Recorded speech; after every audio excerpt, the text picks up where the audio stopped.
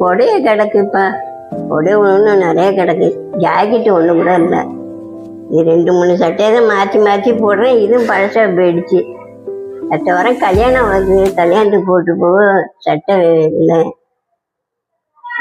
இந்த துணி கொடுத்து 1 வருஷம் ஆகுது. இந்த துணி தைக்காத கிடக்கு. கல்யாணத்துக்கு போட்டு போக ஜாக்கெட்டே இல்லை. இதையாவது மருமகிட்ட கொண்டு போட்டு தைக்க.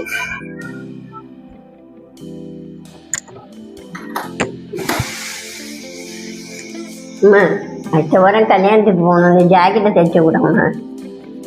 சரி வச்சுட்டு போங்க. சரி.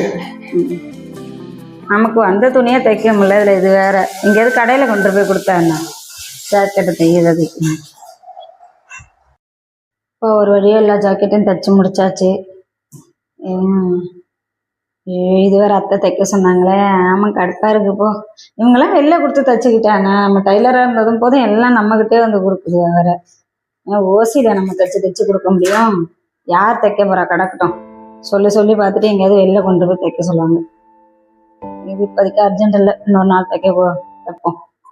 அம்மா, ஜாக்கெட்டு கொடுத்து போன தைச்சிட்டியா? இல்லைங்கத்த, தைக்கலங்கத்த. ஊசி உடஞ்சிருச்சு. அதனால நாளைக்கு வாங்கிட்டு வந்து தான் தைக்கணும். சரி. ஜாக்கெட் தைச்சிட்டியாம்மா? நாளைக்கு ஒரு நாள் தான்மா இருக்கு.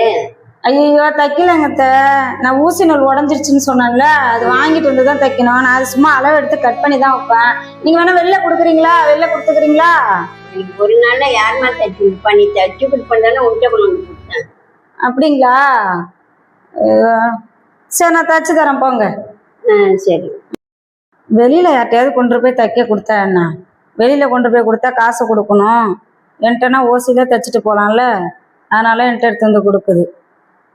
இந்த தடவை நல்லா தைச்சு கொடுக்கக்கூடாது. நல்லா கோணமானலாம் தைச்சு கொடுக்கணும். அப்பதான் திரும்ப என்கிட்ட கொடுக்காது கிழவி.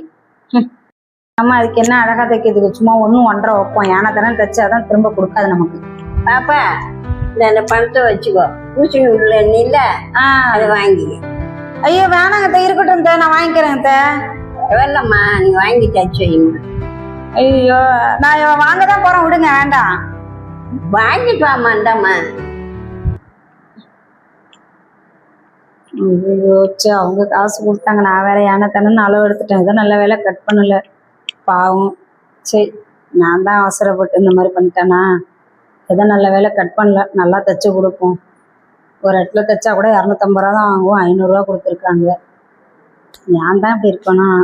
சரி.